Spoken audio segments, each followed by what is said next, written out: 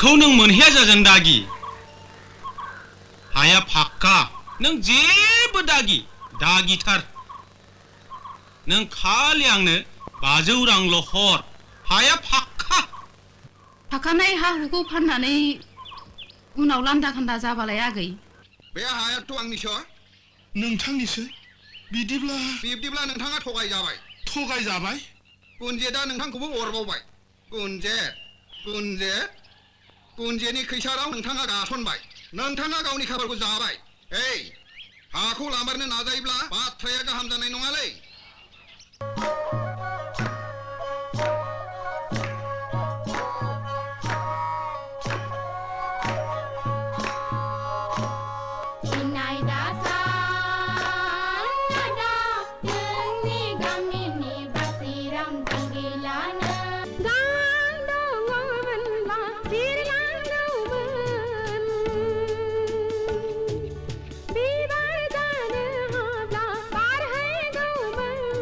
नों आंखौ होखारामोनब्ला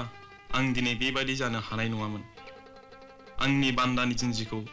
बस'आमोनब्ला आंनि मानसि जानायनि सिमाङा जाफुंनाय नङामोन आंखौ लाजि दाफोनांसै गोमबोर फिसा गोदोनि दायखौ सुस्रांनो थाखाय हांमा आइनि जिउनि बिबानखौ नोंनो लादो फिसा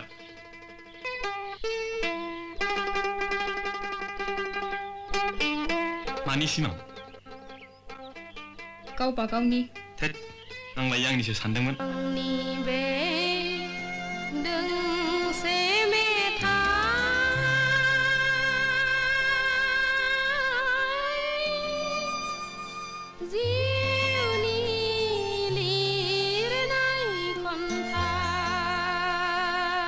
उदां बोथोरनि बेलासि समाव सुदेम बार बारनाय गोजोनग्लायनाय समाव बिरलाङो गोसोआ नोंनि सेराव आंनि नामा हायनास्रि नोंनियालाय आरो नों बबेनि आंनि मुङा जोंदाव आं बम्बेनिफ्राय फैदों मडेल गार्लफोरनि फट' बुथुमग्रा आं नोंसिनि फट'खौ जि दाग्रा कम्पानियाव हरगोन बिदिब्ला आंनि मोनसे फट' खेबबावदे अके काम अन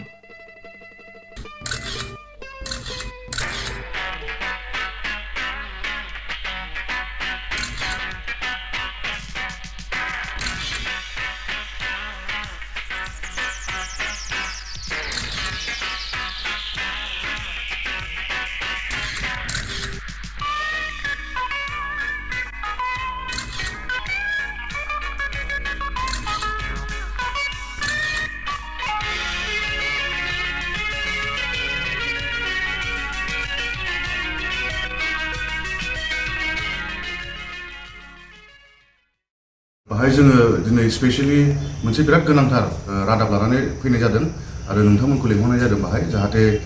नोंथांमोननि थ्रुयै जोंनि बर' रायजो राजाफ्रा मोनसे मोजां खौरांखौ गाहाम खौरांखौ मिथिनो हाथों दा जोंनि गेजेराव सफैदों दा मिस्टार जोंदाव बड'सा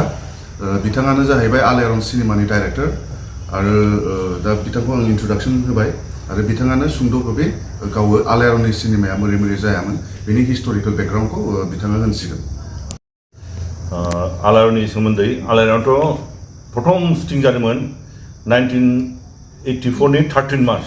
बिनि 2 बोसोरनि उनाव माने 2 बोसोर फुरा शुटिं जानानै एखे डेटआवनो 13 मार्चआवनो 1986 आव रिलिज जादों फिल्म हिसाबै बर'नि प्रथम फिल्म फिचार फिल्म आरो माने प्रिन्ट दानाथ' डिजिटेल जुग जाजोब्बाय किन्तु गोदोनि प्रथम फिल्म आरो बे बर' फिचार फिल्म बे 1986 नि 13 मार्चआव रिलिज जादों दा दिनै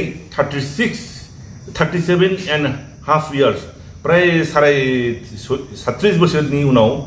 बे फिल्मखौ आरो सेकेन्ड टाइम जों माने बुंनो थाङोबा बेनो रिलिज खालामनाय बायदि जागोन आरो बै समावथ' प्रिन्टसो खालामदोंमोन जों प्रिन्टआ बर' जायगायाव हलानो गैयामोन ओमफ्राय कयेकटा जायगा जा दं देखायदोंमोन जों नायदोंमोन रायजोफ्रा गंगा टुरिजआव प्रथम देखायनायाव 1 मास सोलिदों दोबै बास लानानै एकदम जेराव मोनथामल' शो देखायोमोन एखमबा 4 शो देखायनो हादों माने रायजो राजाफ्रा बिराद माबा खालामदों आरो एप्रिसियेट खालामदों आरो बे फार्स्ट फिल्मावनो फार्स्ट बर' फिल्मावनो रायजो राजाफ्रा एप्रिसियेट खालामनानै मोजां खौरां आरो बे बर'नि थाखाय दा किन्तु गेजेराव माने ओरैनो गोलैसोनानै दंमोन प्रिन्टआ मा अबस्था दं मा गैयामोन बेखौ बुंस'नो हालामोन जोंथ' सानबायमोन गैलामोन आरो दा जोंनि जायगाया गोदान बे बड'लेण्ड गभर्नमेन्टनि सरकारा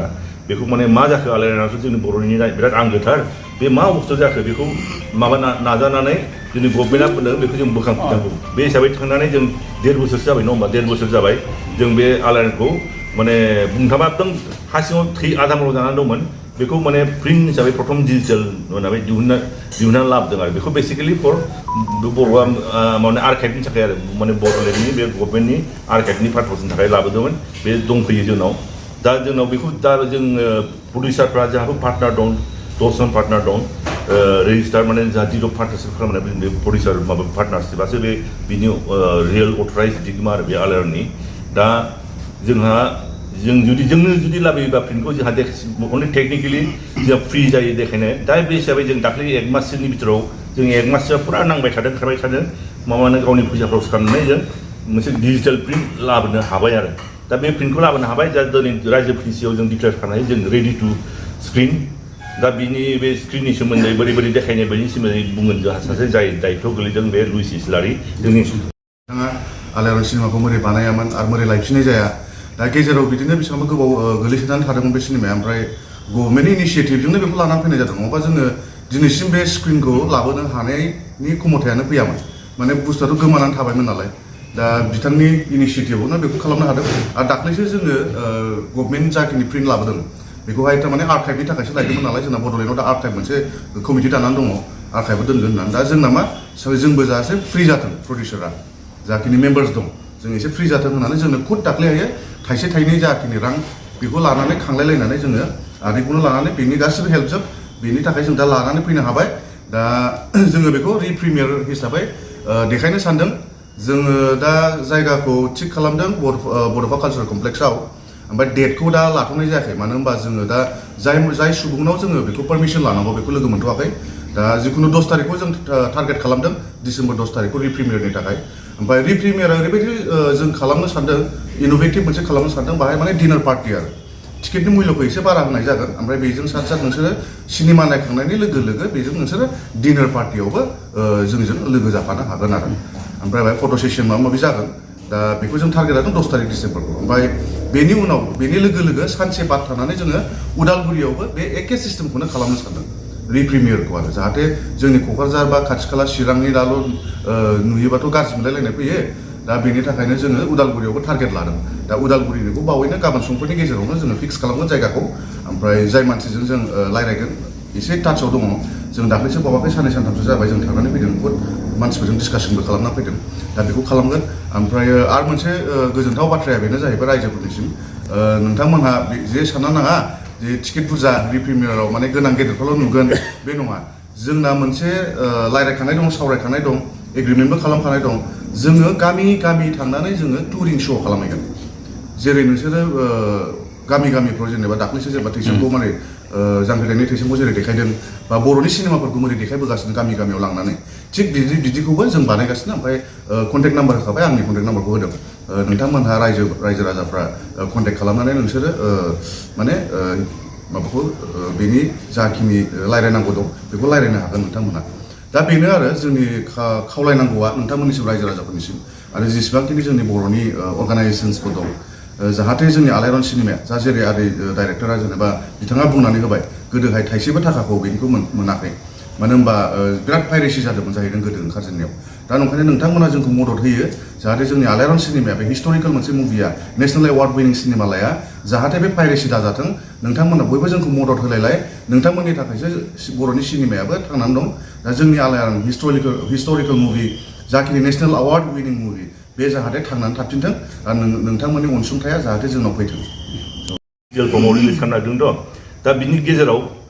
रायजो राजाफ्रा फिल्मजों जा हायो जों देखायदों